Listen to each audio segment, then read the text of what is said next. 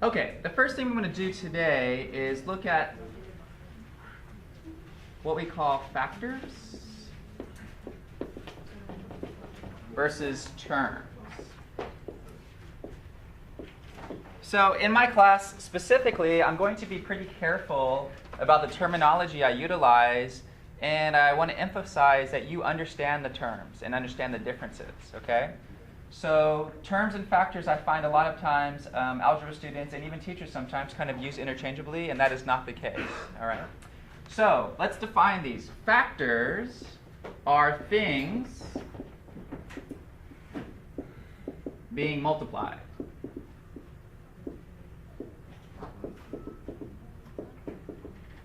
Okay, so write that down and memorize it. Factors are things being multiplied.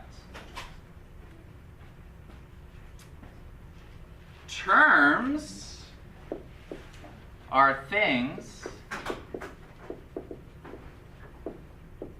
being added and subtracted.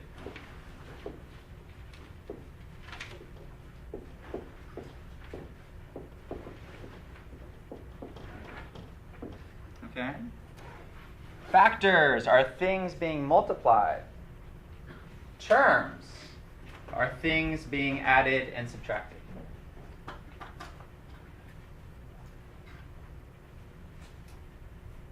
So, examples of terms could be something as simple as 2 plus 5. Okay? These are two terms, two things being added. We could make it a little bit more complex, maybe negative 3x plus 2w. Okay? Those are still terms. Two terms here, two things being added. And you could have several terms. You could have negative 10x squared plus 6x plus 25. Again, those are all terms. Okay? Things being added, things being added, things being added and subtracted. Terms, terms, terms. Factors are things being multiplied. So if I just take this 2x, right? What is happening here is this 2 is being multiplied by x. Okay? 2 times x. So those are factors. 2 and x are factors. All right? You could also have something like parentheses 2 plus x times x minus 5. Okay? Here's where things get a little bit tricky. Overall, what is happening? We have this thing in parentheses times this thing in parentheses. So those are two factors. Okay? If you just kind of looked at one of these individually, though, if I just took what was in that first parentheses, 2 plus x, and it looked just like that, that would just be two terms. Does everybody understand? So you're kind of looking on overall what's happening. Overall what's happening in this is something times something. Overall what's happening in this is something plus something. Okay? Terms and factors.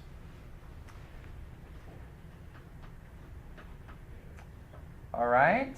If you had negative 10x w y squared z, what is that? Terms or factors? Well, what's happening here? Multiplication, or are we adding and subtracting? This is all multiplication, right? So this is just factors, things being multiplied. Okay? Now, here's where I can make things a little bit tricky. Let's say I have negative 10 xw squared z plus 1. Now what is this thing? Is it still factors, or is it now terms? What's happening overall? You have a bunch of stuff plus 1, right? So it's actually two terms at this point. Does everybody see that? So that can be a little bit tricky. So you want to look at overall what's happening. I got this big ugly piece here, plus 1. That's something plus something. Those are two terms. Okay? Okay, great. Make sure that you understand the difference there. Terms and factors. Okay, so we wanted to do that first, and then in this section, we want to look at breaking down terms into coefficient and variable pieces. Okay, so now let's look at analyzing terms.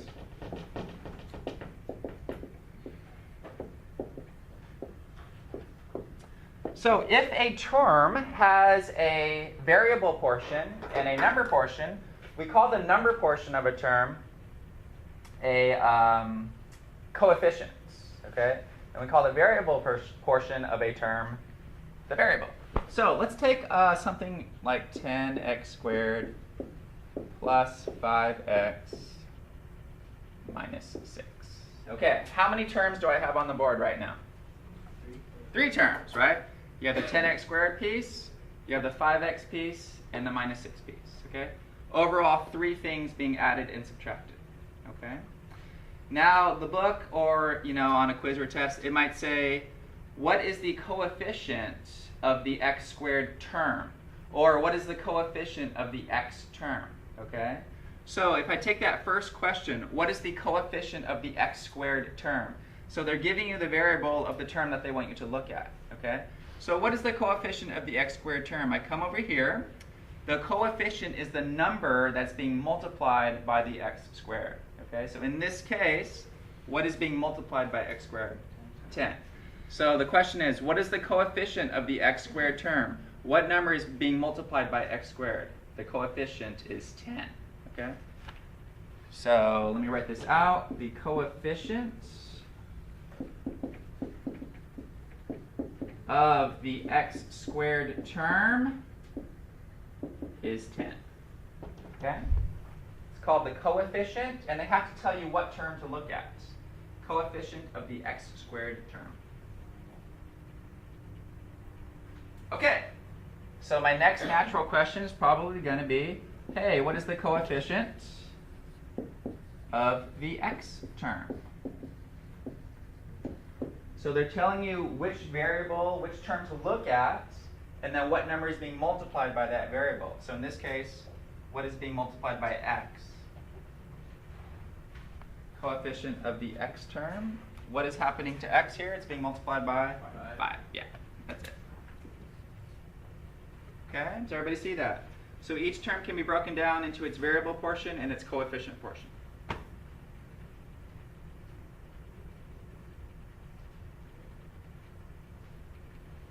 Okay, let's step it up just a little bit, make it a little bit uglier. That was a really nice polynomial. Let's try this one. X cubed minus 2x squared over 3 minus x over 2. All right? That one I've made a lot more complicated. How many terms do I have on the board? 3, right? 3 things being added and subtracted. Terms. Things that are being added and subtracted. Okay? Now let's do each piece. You have an x cubed term, you have an x squared term, and you also have an x term. So I'm going to ask you 3 questions. What is the coefficient of the x cubed term? What is the coefficient of the x squared term? And what is the coefficient of the x term? Okay, I want to know the coefficient of each of those terms. Okay? So we have 3 questions. What is the coefficient of the x cubed term? That's question number 1. Question number 2, what is the coefficient of the x squared term? And question number 3, what is the coefficient of the x term? So you have to analyze each term and look at what numbers are being multiplied by that variable. Okay? So let's look at the first guy, x cubed. Is there a number that's being multiplied by x cubed here? Yeah, it's understood. I mean, you don't see a number in front of it, but it's understood to be just 1, right? X cubed is the same as 1 times x cubed, okay? And you have to say 1 there because if you say that there's no coefficient or the coefficient is 0, 0 times x cubed is 0, so it would go away, okay? So it has to be understood to be 1. What's being multiplied by x cubed is 1. Okay, great. Let's move on to the next term. What is the coefficient of the x squared term? Well, there's a lot of things happening to x squared, okay? So what you want to focus on is what is x squared being multiplied by, okay? That's what you want to think about in your head. What is x squared being multiplied by? Well, it's being multiplied by this 2/3, right? Also, there's a minus sign in front, okay? So depending on what works best for your brain, a lot of people like to change this to plus, but remember that just makes that negative, right? So you could leave this as minus, or you could write it as plus the opposite of, okay? Sometimes I think putting it in that form helps you to see better what the coefficient of x squared is. So overall, what is being multiplied by this x squared? It's this whole fraction, negative 2 divided by 3, or negative 2/3. Okay. So that was a long explanation just to say negative 2/3 is the coefficient of x squared. Okay? And the last one. Can you guys look at that one and tell me what the coefficient of x is? Negative 1/2. Great. It kind of combined the hidden one and the fraction, right? If you guys can do those three, should breeze through this portion. Okay? So that's analyzing the coefficient portion of a term and the variable portion. Great. Let's move on.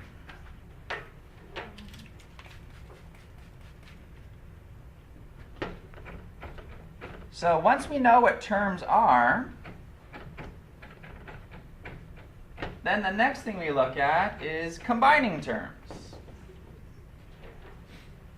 And so we have a special name for combining terms. We call it combining like terms. Okay? So let's look at combining. And I'll call this like terms. Okay. So when we're dealing with algebra, we like to simplify. So if we have a term over here that's the same or like a term over here, we like to combine those. Okay, so add them or subtract them or whatever we can do. And we talked about this a little bit in last class, I believe, when I asked you guys, hey, what is 3x plus 5x? And we agreed that the answer was 8x, but how did we show that in last class? It wasn't combining like terms, it was what? A special property called distributive property, right? And we said, oh, okay, we could rewrite this using the distributive property. 3x plus 5x is the same as x parentheses 3 plus 5, right? Distributive property, which is one of our properties that I want you to memorize.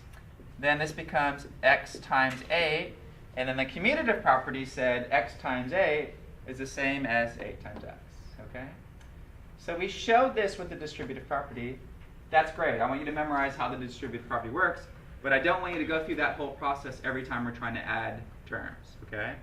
So today's lecture, we're just going to look at 3x plus 5x, and we're going to know that that's 8x because we're combining like terms. So, what are like terms? Well, we know what terms are. Terms are what, class?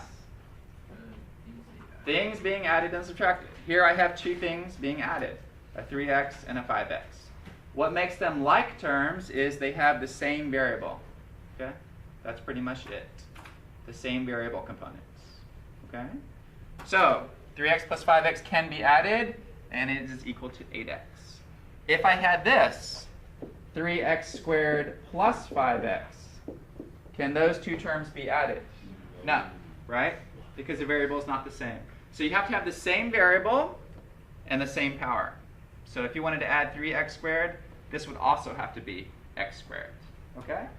And that's it. So if it was 3x squared plus 5x squared, great. Then we're good to go. Because those are the same variable to the same power. And then I can add, that would just be 8x squared. Okay? So like terms have to have the same variable raised to the same power. You need to have the same variable, it has to be raised to the same power. Yes, question? If you add the 3 and the 5, why don't you add the powers? Well, when you're adding, so like, let's go back to oranges, right? If I have 3 oranges and 5 oranges, I have 8 total oranges, right? I don't have 8 oranges to some power. Yeah. Does that make sense? So that's all. You just keep the same thing. And again, if you use the distributive property, you'll see that would still be the same. Okay? Yes, sir? You only add them when you multiply, right? Right. So we're not even multiplying yet, but yes. When we get to multiplying these things, then you will start adding exponents. But right now, you don't touch those exponents. Okay? Okay, so sometimes you'll have something like 3x minus 2 minus x. Okay? How many terms do I have there? 3. Is it possible to combine any of these terms that you guys are looking at? Yes, which ones? You have a 3x. Is there another like term with 3x? Yeah, the minus x, right?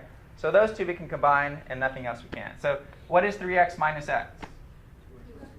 2x minus 2. And that would be x. Okay? All right, let's try this one. 2z squared minus z squared plus 3z.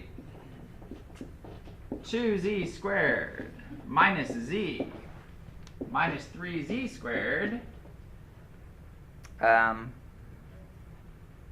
plus 3z. Okay, the directions are simply combine like terms or simplify. How many terms do I have total on the board? 4, right? 4 things being added and subtracted. So hopefully you're looking for, this is a z squared term. This is also a z squared term. This is a z term. This is also a z term. Okay? So figure out which ones you can combine, and then simply combine those. So, when you combine the z squareds, what do you get? Negative z squared or negative 1z squared. You can leave that either way. When you combine negative z and positive 3z, what do you get? Positive 2z. Okay? And that's it. Okay, some of the problems will ask you to distribute first. Take a look at this example. 2 parentheses x plus y minus 5 parentheses x minus y. All right, that's a sneaky problem. If I'm supposed to evaluate this or simplify this, I would go into the parentheses first. But unfortunately, x plus y, can I add those two terms? Can I add x and y? No, because they're not like terms, right? We have an x and a y. Similarly here, I'm trying to add x and y, you can't, okay? So we're going to make use of the distributive property on this example. 2 times x is 2x, plus 2 times y is 2y. Okay? Then I have a minus sign with a 5. What I would like you guys to do is change that to a plus and put the negative right next to the 5. Okay? And then in this parentheses, change this to a plus and put the negative with the y. Okay? I just think that's usually helpful for students to figure out the distributing. So I have negative 5 times x, which is negative 5x, and I have negative 5 times negative y, which is plus 5y. So when you distribute that last part, you should get negative 5x and plus 5y. All right, once you get to this point, it should be relatively easy. You have a 2x and a negative 5x, which is a negative 3x. You have a positive 2y and a positive 5y, which is positive 7y. And then you're done. Okay?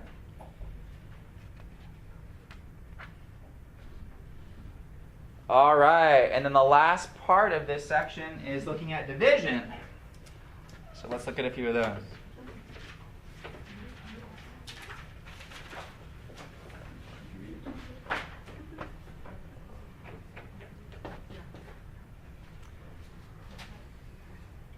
Okay.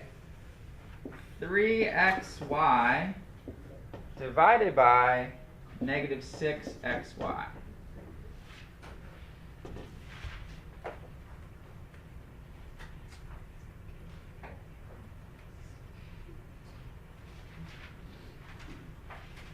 Okay, so I want to divide here.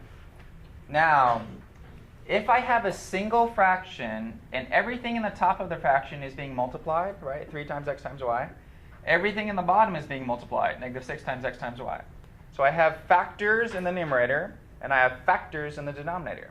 And I purposely called them factors because they are things being multiplied, okay? When you have that case, then you are able to reduce. All right?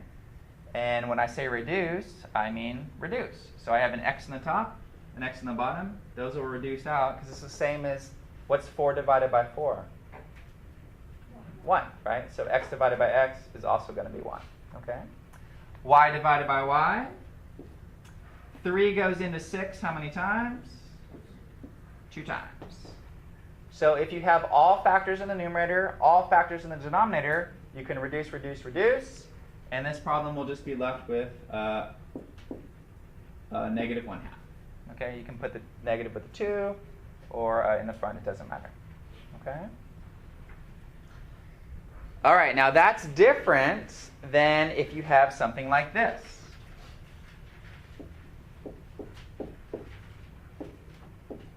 (3x minus 6 all over 3). Okay? So the primary difference between these two problems is this guy is all factors, all factors. This guy is 2 terms. Is everybody with me on that? So I don't do this fraction the same way that I do this one. Okay? If it's all factors divided by all factors, just go crazy and reduce as much as you can. When you have terms divided by our fraction, we're going to split this up into individual fractions. Okay? So if you ever have 3x minus 6 over 3, here's what I want you to do. Rewrite this as 3x over 3 minus 6 over 3. You split it up. However many terms you have in the numerator, that's how many fractions you're going to split it up into. Okay? So then, once I get to 3x over 3 minus 6 over 3, now I'm back to over here. Now with each individual fraction, reduce, reduce, reduce. Okay? 3 and 3 reduces out, which just leaves it an x. And what is 6 divided by 3, everybody? 2. So this just becomes x minus 2. Okay? So those are the two things that you're going to encounter in this section. Stuff that has factors everywhere, just reduce those. If you have terms in the top, split it up into individual fractions and then reduce. Okay? Are there any questions on anything we did with factors, terms, coefficients, like terms, and dividing? Awesome.